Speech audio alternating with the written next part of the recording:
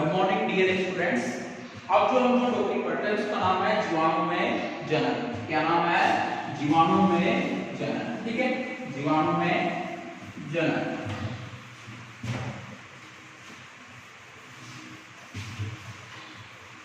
देखो, जीवाणु जो होते हैं उनमें जनन 3 प्रकार का जनन पाया जाता है। जीवाणु में जनन, जीवाणु में जनन।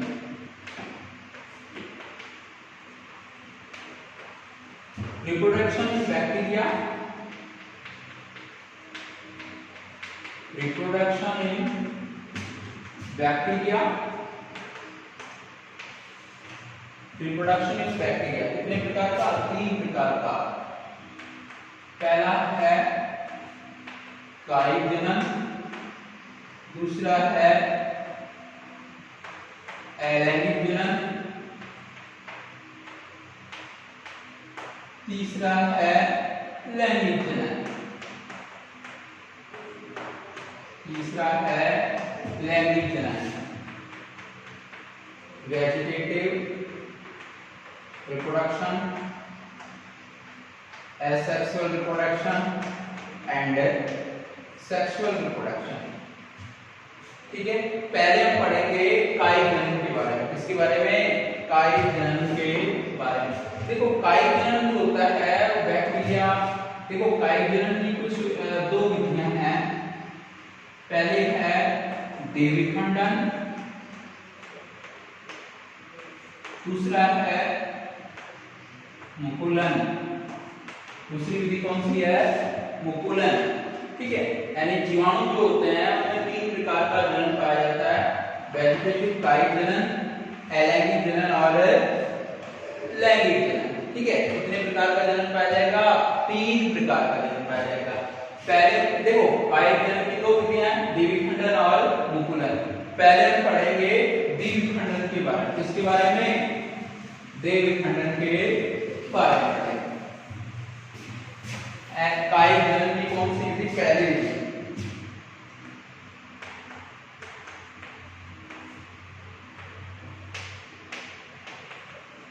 कायिक जनन की पहली विधि को बोलते हैं देविखंडन। कौन सी है? देविखंडन। ठीक है, दूसरी जो विधि है वो मुकुलन। कौन सी है? मुकुलन। देखो, देविखंडन में क्या होता है? ये तो है जीवाणु कोशिका। क्या ये जीवाणु कोशिका है।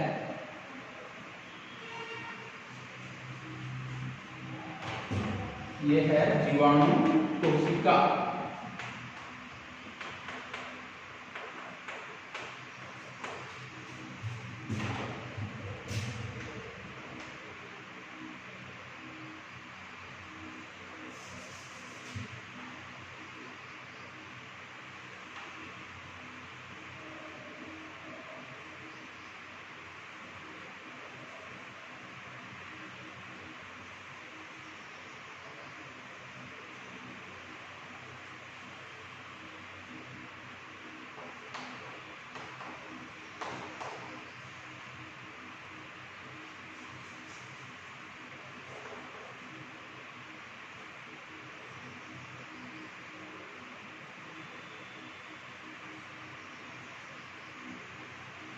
देखो, जनन की स्थिति में क्या होता है?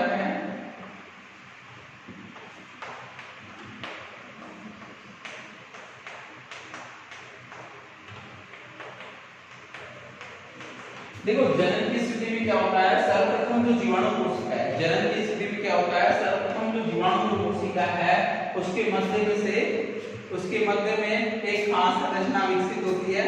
और जो एक खास संरचना होती है इसके द्वारा क्या होती है कि जो जीवाणु कोशिका है वो 2 भागों में विभक्त हो जाती है। क्या होती है? जीवाणु कोशिका 2 भागों में विभक्त हो जाती है। ठीक है, और जीवाणु कोशिका जब 2 भागों में विभक्त हो जाती है तो इन 2 भागों से मिलकर बनी जीवाणु कोशिका को क्या बोलते हैं? डॉटर बैक्टीरियल सेल, यानी पुत्री जीवाणु कोशिका। पुत्री जीवाणु कोशिका। ठीक है, क्या बोलेंगे उसको? पुत्री जीवाणु कोशिका कहते हैं। क्या बोलेंगे उसको? पुत्री जीवाणु कोशिका कहते हैं। ठीक है, क्या बोलेंगे, उत्तरी जीवाणु कोशिका। और ऐसा जो पाया जाता है वो बेसिलस में होता है। कौन से में होगा, बेसिलस में होता है, ठीक है। दूसरा है, दूसरी जो देखो दीर्घखंडन में क्या हुआ कि जो जीवाणु कोशिका है उसके बीच में पहले तो क्या होगी, खास संरचना बनेगी। क्या बनेगी, खास संरचना बनती है। और खास संरचना के बाद क्या जीवाणु कोशिका दो भागों में बढ़ जाती है और इन दो भागों से कितनी, दो डॉटर सेल बन जाती है। कितनी, दो डॉटर सेल बन जाती है। दूसरी है मुकुलन। दूसरी क्या है, मुकुलन।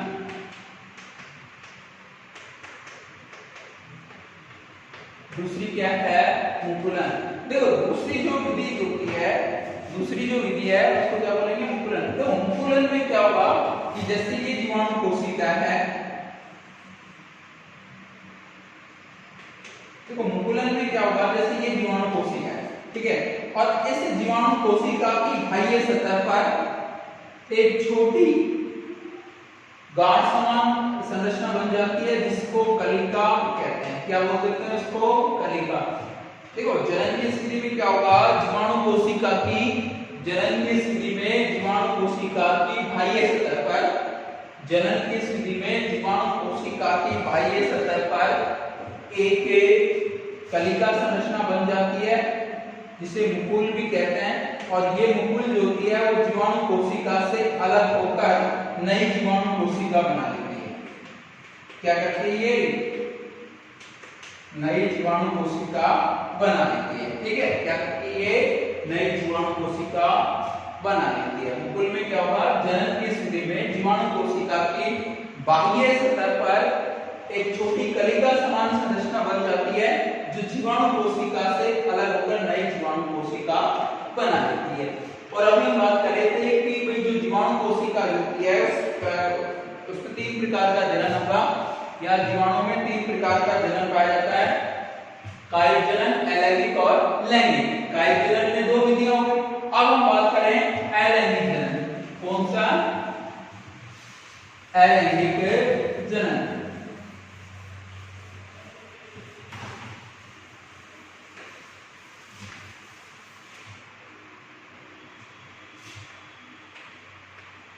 अलैंगिक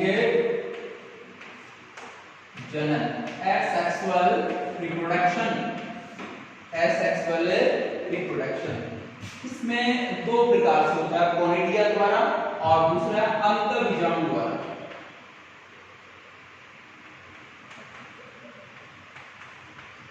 कोनिडिया द्वारा और दूसरा है अंतःबीजाणु द्वारा।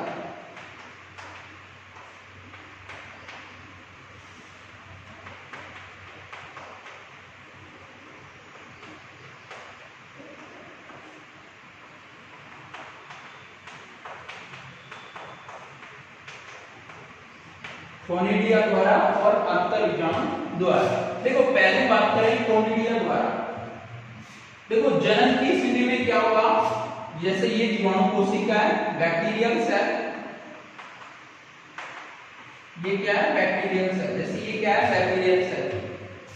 इस पर पहले तंतुनुमा संरचना बनती है जिसको बोलते हैं कोनिडिया, कोनिडियम धर। क्या बोलेंगे इसको, कोनिडियम धर। और इसके शीर्ष पर जो गोलाकार जो संरचना बनती है इसको बोलते हैं कोनिडिया। क्या बोलेंगे, कोनिडिया। देखो जनन की स्थिति में क्या होगा, देखो जनन की पहले विधि पढ़ते हैं कोनिडिया द्वारा। जनन की स्थिति में क्या होगा कि जो जीवाणु जो कोशिका जो होती है, जनन की स्थिति में क्या होगा कि जो जीवाणु जो कोशिका होती है उसकी बाह्य सतह पर, जीवाणु कोशिका की बाह्य सतह पर, जीवाणु कोशिका की बाह्य सतह पर एक तंतुनुमा संरचना बन जाती है जिसको क्या बोलते हैं, कोनिडियम धर या कोनिडियोफोर। और कोनिडियम धर के ऊपर एक गोलाकार संरचना विकसित हो जाती है जिसे बोलते हैं कोनिडिया। क्या बोलेंगे उसको, कोनिडिया। और ये जो कोनिडिया है वो कोनिडियम धर से अलग होकर नई जीवाणु कोशिका बना लेगा। क्या करता है ये, कोनिडियम धर से अलग होकर नई जीवाणु कोशिका बना लेता है, जैसे स्ट्रेप्टोमाइसिन। दूसरा है, अगली है अंतर बीजाणु द्वारा। एलएन जनन की जो दूसरी जो विधि है उसको क्या बोलते हैं, अंतर बीजाणु द्वारा। ठीक है, देखो जनन की स्थिति में क्या होता है, जनन की विधि में क्या होता है, जब जीवाणु कोशिका प्रतिकूल परिस्थितियों में होती है, जब जीवाणु कोशिका प्रतिकूल परिस्थिति में होती है तो उसका जीवद्रव्य एकत्रित हो जाता है। जब जीवाणु कोशिका प्रतिकूल परिस्थितियों में होती है तो उसका जीवद्रव्य एकत्रित हो जाता है और उस जीवद्रव्य के चारों ओर एक मोटा आवरण बन जाता है। देखो जनन की स्थिति में क्या होगा, जब जीवाणु कोशिका प्रतिकूल या विपरीत परिस्थितियों में होती है तो उसका जीवद्रव्य एकत्रित हो जाता है और इस एकत्रित जीवद्रव्य के चारों ओर एक मोटा आवरण बन जाता है। अब इस संरचना को बोलते हैं अंतर्बीजाणु। क्या बोलते हैं इसको, अंतर्बीजाणु। ये जो अंतर्बीजाणु होता है वो अनुकूल परिस्थितियों में, ये अंतर्बीजाणु होता है वो अनुकूल परिस्थितियों में नई जीवाणु कोशिका बना देता है। क्या करता है ये, नई जीवाणु कोशिका बना देता है। अनुकूल परिस्थितियों में ये क्या करता है, ये नई जीवाणु कोशिका बना देता है। ठीक है, क्या करता है ये नई जीवाणु, जैसा होता है बेगियाटोम, कौन से बैक्टीरिया में, बेगियाटोम। ठीक है, ये तो क्या था एलएन। कोनिडिया द्वारा में तो क्या हुआ कि जीवाणु कोशिका की बाह्य सतह पर एक तंतुनुमा संरचना बनी जिसको क्या बोले, कोनिडियम। इसके शीर्ष पर जो गोलाकार संरचना बनी इसके कोनिडिया बोलते हैं। ये कोनिडिया अलग होकर क्या बना लेती है, नई जीवाणु कोशिका। अंतर्बीजाणु द्वारा में क्या होगा कि जब जीवाणु कोशिका प्रतिकूल परिस्थिति होती है उसका जीवद्रव्य एकत्रित हो जाता है और उसके चारों ओर मोटा आवरण बन जाता है। इस संरचना को क्या बोलेंगे, अंतर्बीजाणु। और ये अंतर्बीजाणु अनुकूल परिस्थितियों में क्या बना लेते हैं, नई जीवाणु कोशिका बना लेते हैं।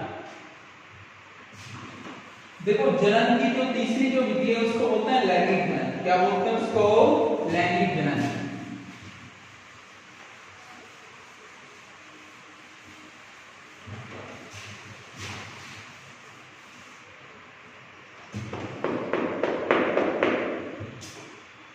ठीक है, क्या बोलते हैं उसको, लैंगिक जनन।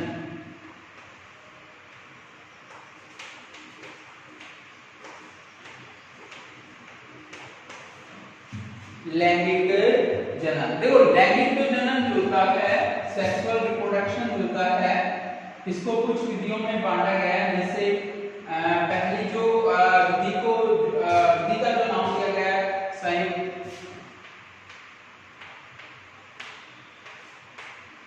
संयुग्मन है। दूसरी जो विधि का जो नाम दिया गया है उसको नाम दिया गया रूपांतरण।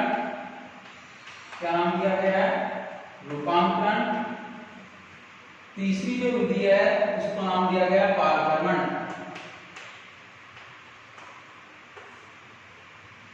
पहली विधि हम पढ़ते हैं संयुग्मन।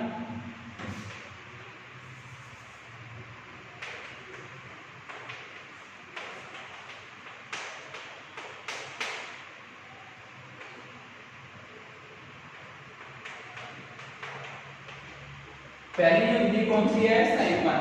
देखो जनन की स्थिति की खोज लेडरबर्ग और टोटम के द्वारा की गई।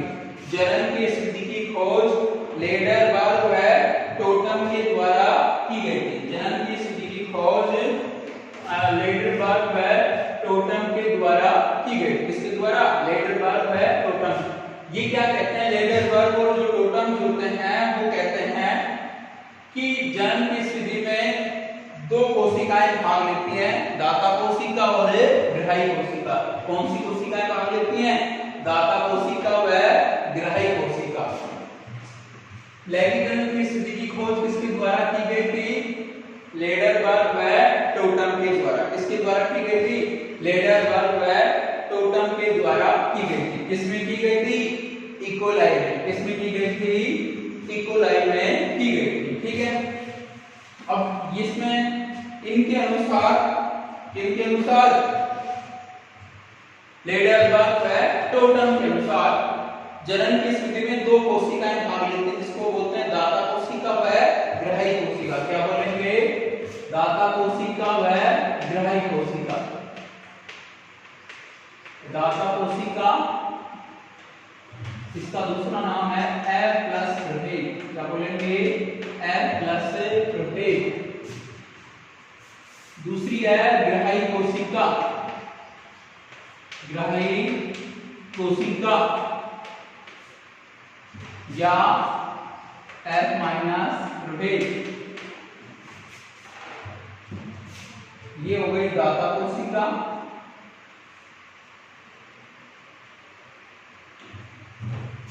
ये हो गई है ग्राही कोशिका या F माइनस प्रभेद।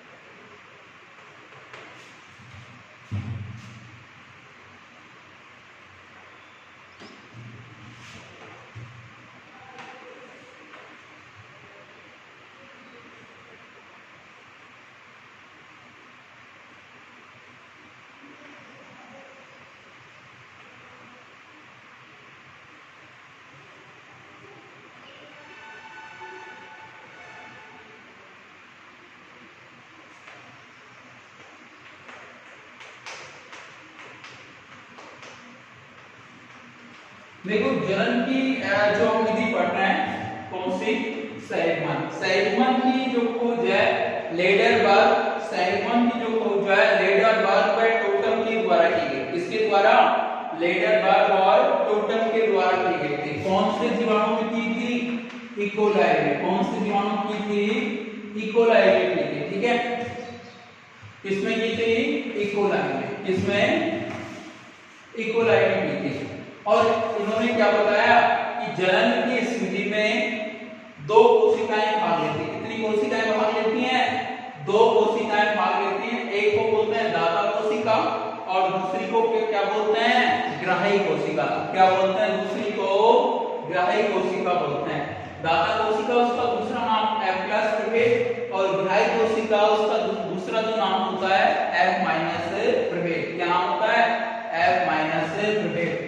देखो इनके अनुसार सर्वप्रथम जो दाता कोशिका या प्लस प्रभेद होता है उसके जो आनुवंशिक पदार्थ होता है उसकी प्रतिकृति होती है। क्या होता है? आनुवंशिक पदार्थ की प्रतिकृति होती है। क्या होता है? आनुवंशिक पदार्थ की प्रतिकृति होती है। मतलब जो दाता कोशिका होती है उसका जो आनुवंशिक पदार्थ है वो स्वयं के समान नया आनुवंशिक पदार्थ बना लेता है। क्या करता है? वो स्वयं के समान है नया आनुवंशिक पदार्थ बना लेता है। ठीक है, इसके बाद लेकिन जो ग्राही कोशिका है उसके आनुवंशिक पदार्थ की प्रतिकृति नहीं होती है। जब दाता कोशिका के आनुवंशिक पदार्थ की प्रतिकृति हो जाती है तो प्रतिकृति के दौरान बना हुआ आनुवंशिक पदार्थ ग्राही कोशिका के द्वारा ग्रहण कर लिया जाता है। जब ग्राही कोशिका दाता कोशिका के आनुवंशिक पदार्थ को ग्रहण कर लेती है तो उस कोशिका को हम क्या बोलेंगे? पुनर्योगज कोशिका। क्या बोलेंगे? उस कोशिका को पुनर्योगज कोशिका बोलते हैं। और इस पुनर्योगज कोशिका के द्वारा नई कोशिका बन जाती है। क्या बन जाती है? नई कोशिका। मैं एक बार फिर रिपीट करें। सैगमन जनन की स्थिति की खोज लेडरबर्ग और टोटम के द्वारा की गई थी। किसमें की थी? इकोलाई में की थी। इन्होंने क्या बताया कि जनन की स्थिति में दाता कोशिका और ग्राही कोशिका भाग लेती है। दाता कोशिका को F प्लस प्रभेद व ग्राही कोशिका को F माइनस प्रभेद कहते हैं। सबसे पहले क्या होगा कि जो दाता कोशिका उसके आनुवंशिक पदार्थ की प्रतिकृति होगी। अर्थात दाता कोशिका का आनुवंशिक पदार्थ है वो स्वयं के समान नया आनुवंशिक पदार्थ बना लेगा। ठीक है, और जब दाता कोशिका के आनुवंशिक पदार्थ की प्रतिकृति हो जाती है तो दाता कोशिका के आनुवंशिक पदार्थ को ग्रहण कर लेती है कौन? ग्राही कोशिका। अब कोशिका जो बन जाती है उसको बोलेंगे पुनर्योगज कोशिका। और इस पुनर्योगज कोशिका के द्वारा क्या होता है? नई कोशिका बन जाती है। इस पुनर्योगज कोशिका के द्वारा क्या होती है? नई कोशिका बन जाती है। ये तो कौन सी विधि है? संयुग्मन। क्या कौन सी विधि है? संयुग्मन विधि है। ठीक है, कौन सी विधि है? संयुग्मन विधि।